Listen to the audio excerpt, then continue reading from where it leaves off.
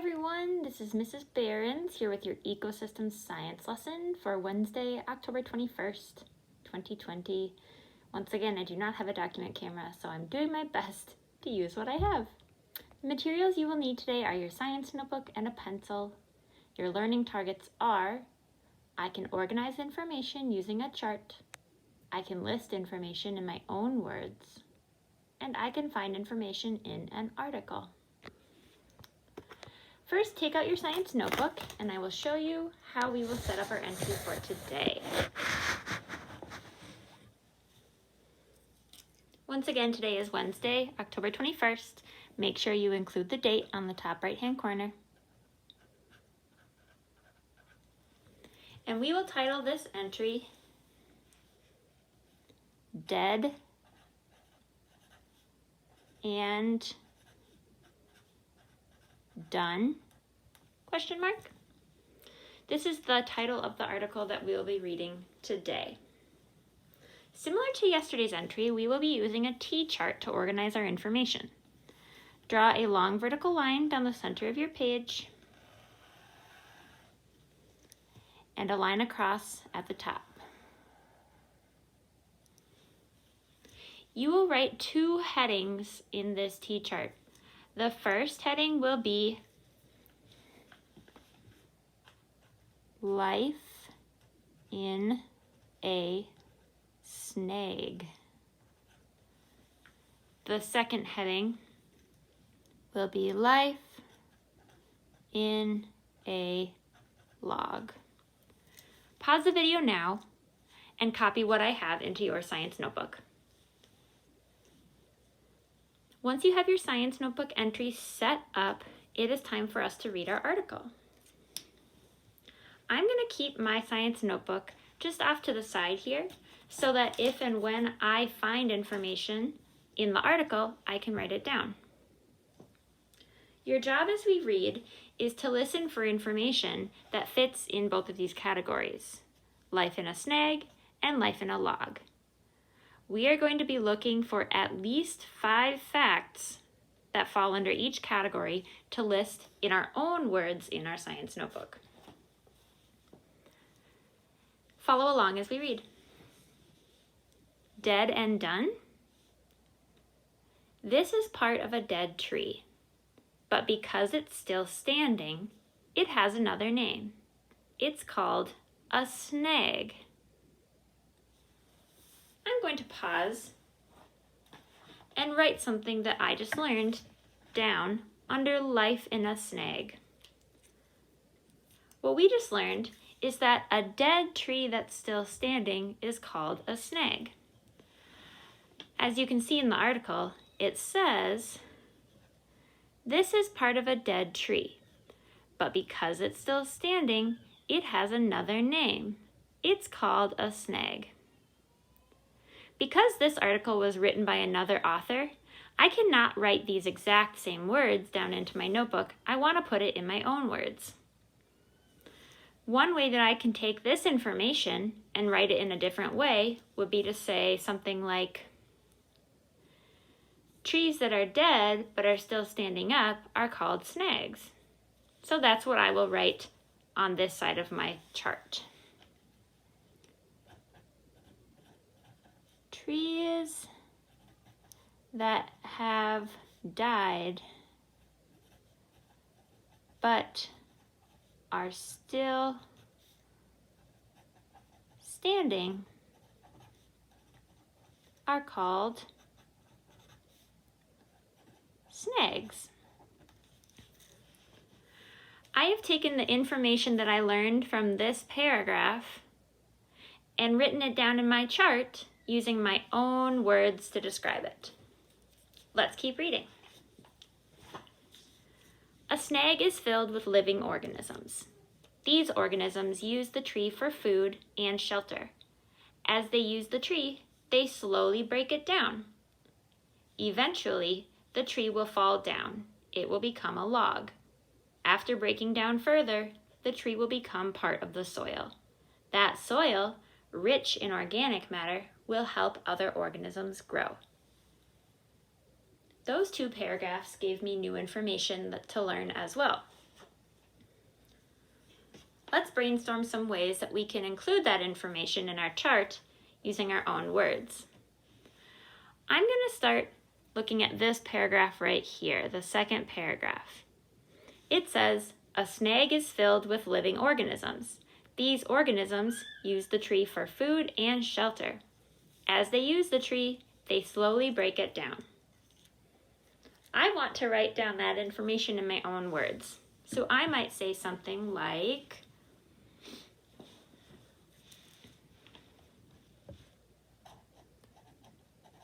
living things live inside the snag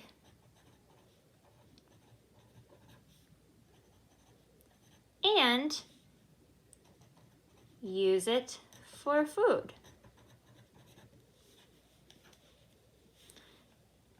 I'm going to number my facts here. So that's fact number 2.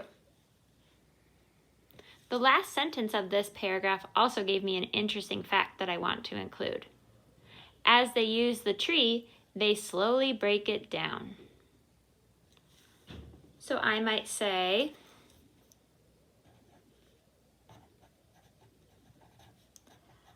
living things break down the snag. Again, I wrote this learning in my own words. Let's keep reading. Life in a snag. If you looked at this snag close up, you might see holes made by woodpeckers. Woodpeckers have strong neck muscles and bills. They easily peck out these holes. They're looking for food. They drill into the bark to get at wood-boring insects. Woodpeckers also store food in these holes. Woodpeckers make still larger holes to use as nesting sites. The nests are usually at the top of the snag. This is hard work. It can take up to a month for a pair of woodpeckers to make a nest hole. Those 2 paragraphs both focus on woodpeckers. Something that I might write down in my chart would be a summary of that information. Again, I'm going to put it in my own words and say, snags are used by woodpeckers for lots of different things. And that is fact number 4. We need one more fact for life in a snag. Flying squirrels and other guests. When woodpeckers leave their nest holes, other animals may move in. Flying squirrels, bluebirds, nuthatches, screech owls, and chickadees use the woodpecker holes. The birds lay eggs in these holes. Flying squirrels live in the tree holes in cold weather. Fungi. Mushrooms and other fungi grow on snags and logs. The turkey tail fungus, in the image on the left, grows like a shelf. I need to choose one piece of information from these 2 paragraphs to include in my T-chart about life in a snag. I think a lot of these things are interesting, but I'm going to choose a fact about flying squirrels because I think those are cool animals. I'm going to write fact number 5.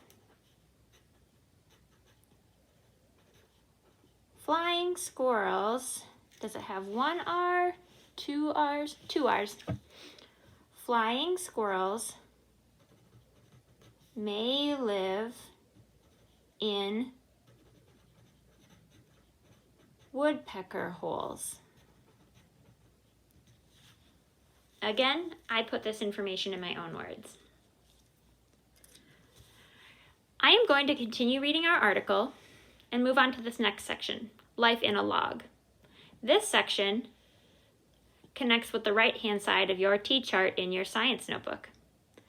As I read this article, pause the video anytime I include a fact or a piece of information that you want to write down in your chart about life in a log.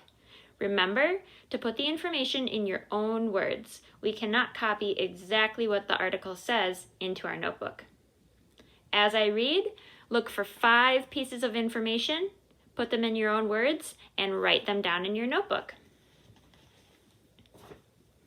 Life in a log. After the snag has fallen to the ground, it still supports life.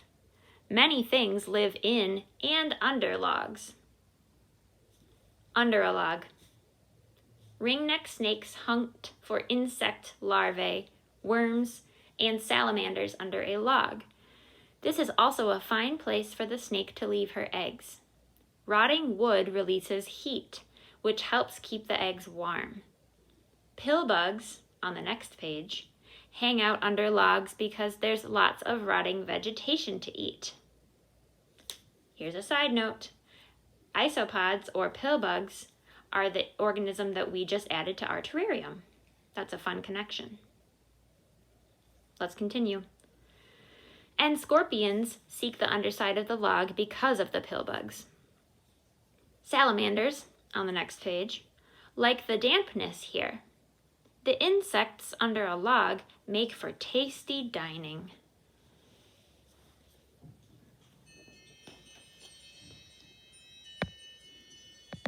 Continue to the next page here. Inside a log. Termites build colonies inside rotting logs. They feed on the wood. Their intestines contain thousands of microbes that help digest the wood. Stag beetles lay their eggs inside a log. When the larvae hatch, they feed on the decaying wood. Even when a log has become hollow, it is still useful. For example, it makes a great den for porcupines and other mammals.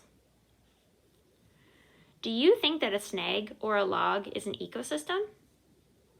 Look at the story entitled Eco Words, then decide what you think. That is not part of your assignment for today, but remember, we did read Eco Words last week. So think about this question. Do you think that snags or logs are ecosystems? Are they a system of living and non-living things that work together?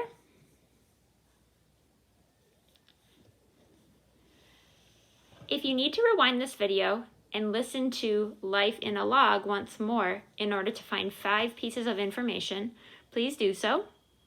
Otherwise, once you have all 5 pieces of information for Life in a Log written down in your T-chart in your own words, take a picture of this page and submit it to Schoology.